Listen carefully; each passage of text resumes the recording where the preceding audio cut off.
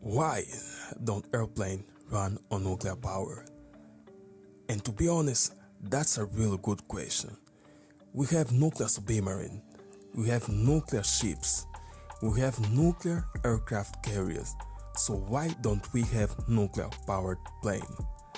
In the end of the day, if the plane crashes, everyone will die, whether it's run on nuclear power or green energy. But that's not really a good sound scientific argument or an argument at all.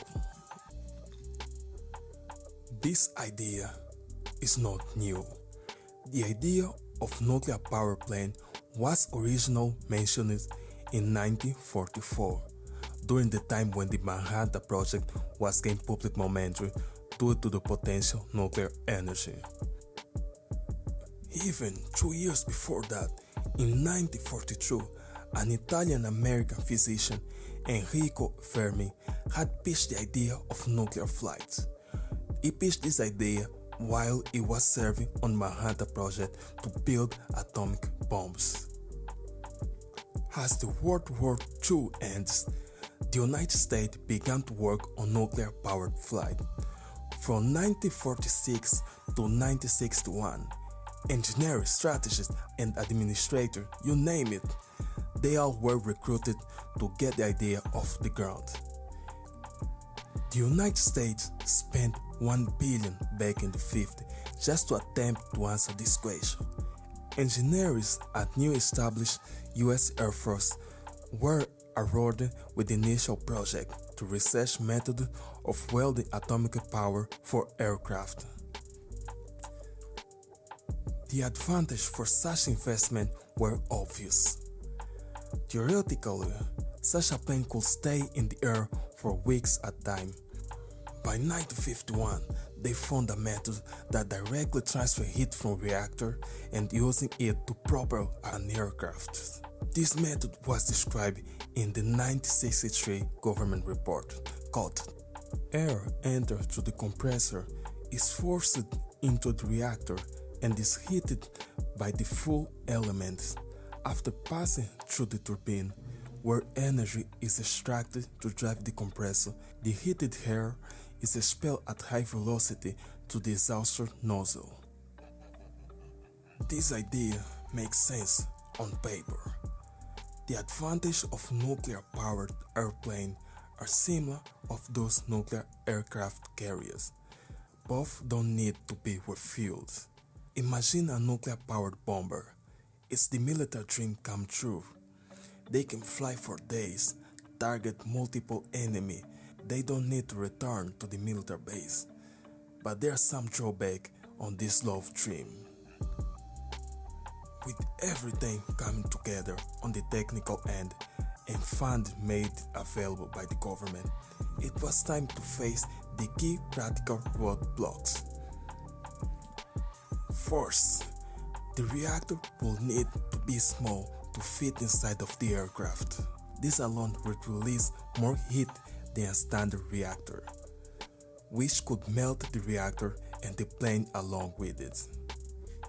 Second, it will be extremely difficult to protect the crew and the passenger from the reactor's radiation. What's the point of having a full efficient plane if everyone inside it will die from radiation? Deep down we know that's not really a problem for the corporate America. Imagine someone pitched this idea.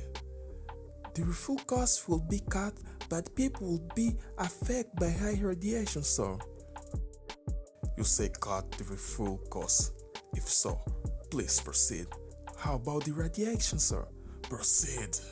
We are here to cut costs and make profit. That will be the conversation in this corporation to make the reactor possible. Anyway, let's move to the other point. Third, weight. In order to protect the crew from radioactivity, the reactor will need heavy and thick layer of shielding.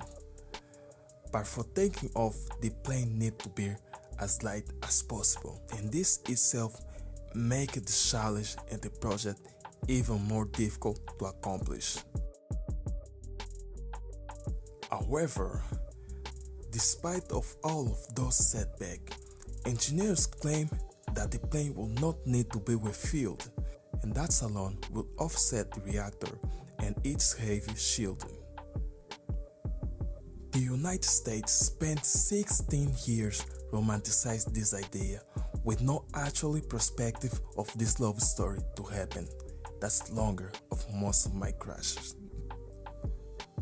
The Soviet Union pursued nuclear aircraft too, but they also ran into the same problem. In 1958, there were rumors that they achieved nuclear-powered plane. But the Soviets debunked these rumors. Russians don't lie. They debunked by saying, if we had flown an atomic-powered aircraft, we would be very proud of the achievement and would let everyone know about it.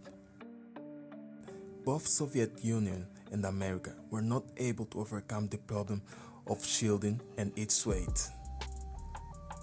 The military dream of nuclear airplane began to die slowly. In the late 1950s, the Eisenhower administration cut the program budget. Nikita slashed funds for the Soviet equivalent. By 1961, both countries began to cancel their project for nuclear-powered airplane. Atomic flight seemed doomed. However, when everything seemed to end, the military did not give up on its dream. Military strategists were not satisfied. They could not let their dream be crushed by politicians, by science and hard facts. So they proposed they could use pilots that are close to death. Basically, the Air Force would use old crew, people that are real old enough to die from natural causes before suffer from the radiation side effects. It's not a big deal though. Old people are sacrificed first during nuclear apocalypse, so what makes it different in this case? They are the one cleaning the nuclear mess anyway. Herman Kahn, the author of On Thermonuclear War, shared the same opinion about old people being used in nuclear events. He bluntly stated in his book On Thermonuclear War, most of these people will die of other causes before they got cancer. That was only the first edition. I can't wait what atrocity it came up for the second edition. Despite of that, he was a brilliant man for his time anyway. He wasn't alone. The nuclear policy expert Leonard Weiss explained that such a proposal would have made radiation shield unnecessary and decreased the weight of the plane at point that airplane could take off. It was a win-win, reduce the full cost and the retirement expense. It was a great time to be old anyway. People were planning to use you just like a disposable.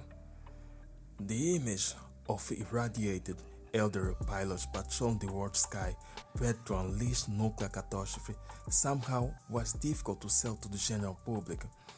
Matter of fact, it caused major outrage. It was considered a form of ageism against old people. The Eisenhower administration concluded that the program was unnecessary dangerous and too expensive because back then they already have nuclear missiles.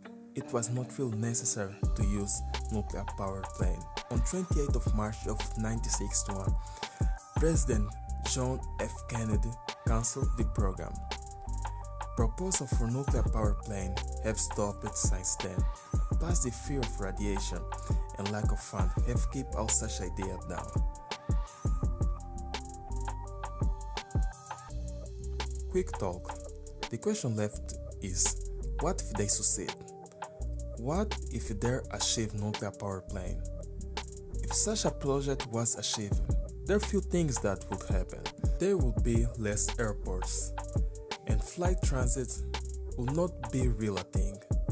We will need to stop in Dubai for transit when the plane could fly for weeks. Which is a bit scary. If you think 2 hours flight is exhaustive, Just think about 2 days flight sitting in the same plane for hours and hours. Hell no, I don't want such a thing. Second, the cost of travel will be lower. People will be able to go anywhere easily. I mean, easily than today. As a result, the world will be more connected than it is today. Third, the outcome of the World War II will be totally different, but it will not be beautiful for anyone. Lastly, we will be able to find people who lost their life from plane crash, but we will not be able to rescue their body because too much radiation and using old people to rescue dead people is even worse proposal.